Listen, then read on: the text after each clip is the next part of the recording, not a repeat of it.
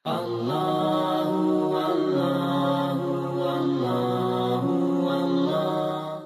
Ini saya rasa sahabat kita ni memang selalu follow lah. Kalau Cikgu Rani dengan ODCR ni memang selalu ada dekat kita punya live show ni. Jadi saya nak kemukakan soalan daripada ODCR dulu. Okey, dia bertanya begini Brother Lim. Macam mana nak buat kalau orang non-Muslim serang dan hina Islam dekat media sosial? Patutkah kita serang mereka balik? Sebab dah selalu nampak komen-komen macam ni. Okey, saya boleh faham ODCR kadang-kadang kita tu nampaklah isu-isu semasa yang mungkin tak berkesebelahan ataupun tidak berpihak kepada Islam. Jadi dalam situasi begini, apakah nasihat yang baik kita boleh berikan Brother Lim? InsyaAllah minta sedikit pencerahan. Silakan. Terima kasih ODCR. Terima kasih soalan ini. Okey, sedikit nasihat ya untuk sesiapa orang Islam ya yang nak berkomunikasi gunakan media sosial ini. Kita kena faham dulu apa tindakan kita, okey, kat media sosial. Bukan saja you dengan orang tu, padahal ramai orang akan dapat lihat. So bila kita buat sesuatu, kita kena lihat dia punya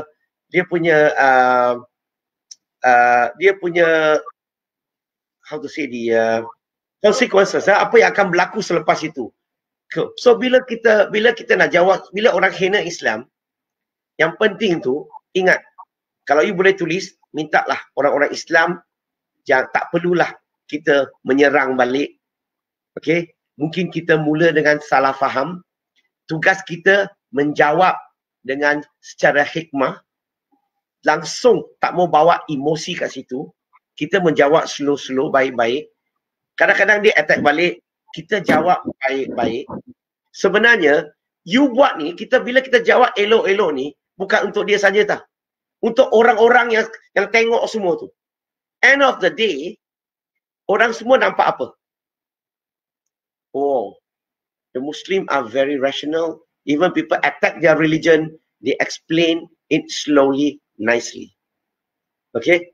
And at the end of the day, orang yang dengar tu, yang baca tu, akan tolong attack orang itu. Tak perlu you attack. Kadang-kadang non-Muslim pun akan attack dia.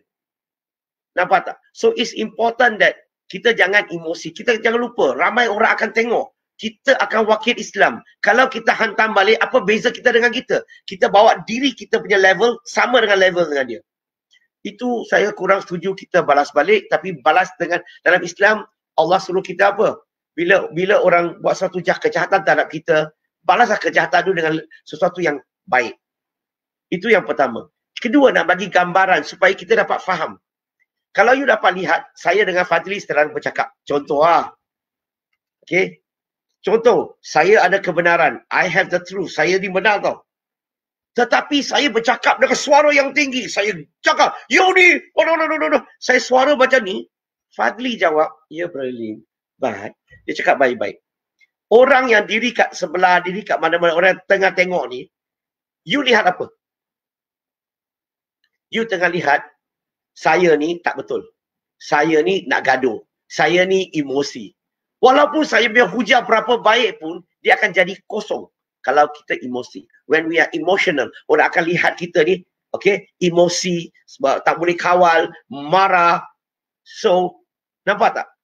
So, yang penting bila kita cakap dalam media sosial, just jawab baik-baik, tak kisah. Dia attack macam mana pun, it's okay brother. I can understand your situation. Thank you for your question. It's good questions. That is what I can answer you. Jawab elok-elok. And dengan cara macam ni, orang attack lagi, jawab elok-elok. Sebab itulah masalah kita hari ini, orang Islam terlalu cepat lompat. Ini bahasa saya. Saya gunakan cepat lompat. Sedikit aja orang tuduh, kita maki balik, kita hantam daripada datuk nenek semua sekali jalan. Itu bukan penyelesaian. Itu bukan cara dakwah. Sebab itulah dalam media sosial ni kadang-kadang ada orang sengaja nak test kita punya kesabaran.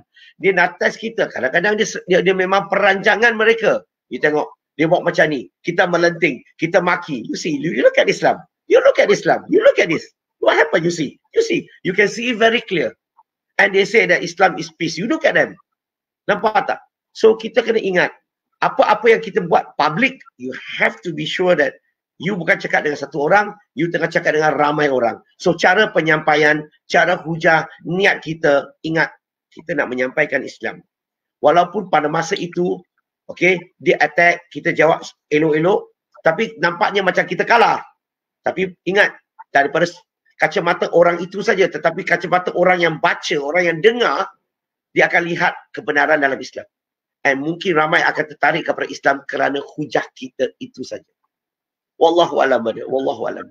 Okey, saya rasa banyak poin yang Brother Lim kemukakan tu sangat penting ya, di dalam terutama sekali dalam mengatasi isu-isu secara dalam talian.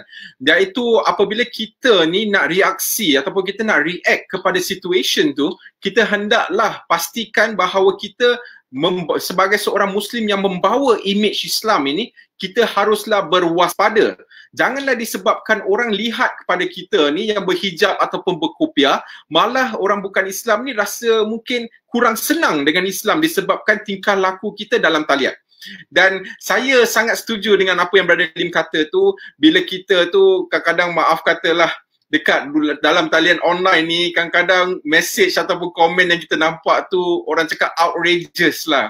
Daripada sudut seorang bukan Islam, kalau saya nampak contohnya saya ni dalam kedudukan mereka, saya kadang-kadang nampak Islam itu tak cantik, terus terang saya katakan. Tetapi dalam masa yang sama juga saya nampak ada orang Islam yang cuba untuk merelakskan ataupun cool down, orang cakap tu, meredahkan keadaan yang orang kata tu sedang hot ataupun tengah tense ya. Jadi itulah saya rasa cara yang paling baik kalau kita dapat mengambil contoh-contoh. Antaranya satu yang saya boleh anjurkan ialah kita try to communicate secara private dengan dia. Kalau orang ni kadang-kadang kita, biasalah manusia ni kita ada sifat ego kadang-kadang kan. Jadi bila orang balas, kita pun nak balas juga. Orang dalam bahasa Chinese tu ada satu istilah nama dia si my to. Kalau Hokkien tu maksudnya si my to, mati pun tak mau jatuh. itu lah kalau Hokkien si my to. Jadi kita ambil contoh sahabat-sahabat semua, apabila kita dalam tahlian tu, kalau kita dekat public pun kita keluar, kita insya-Allah tunjukkan akhlak yang baik. Dalam talian pun kita tunjuklah akhlak yang baik insya-Allah. Saya percaya tuan-tuan dan puan-puan yang sedang menonton ni dekat luar, ada tak kita bila orang cakap tentang Islam tu, kita terus lompat, kita terus cakap komen-komen tu? Saya percaya kebanyakan kita takkan buat. Tetapi bila kita depan skrin, kita jadi keyboard warrior. Ini kalau boleh kita nak cuba elakkan lah. Jadi ada cara untuk defend Islam, tetapi kita harus lihat juga consequences-nya, bagaimana kita nak menjawab kepada non-Muslim insya-Allah. Okey, baik Brother Lim, kita ada lagi banyak soalan yang masuk ni. Saya cuba untuk kemukakan yang berapa yang relevan kepada topik kita, iaitu hak wanita dalam Islam ya. Kita ada juga satu soalan daripada Mufti Mechanical. Wah, nama dia Mufti Mechanical. Hebat betul ni. Okey, tak apa.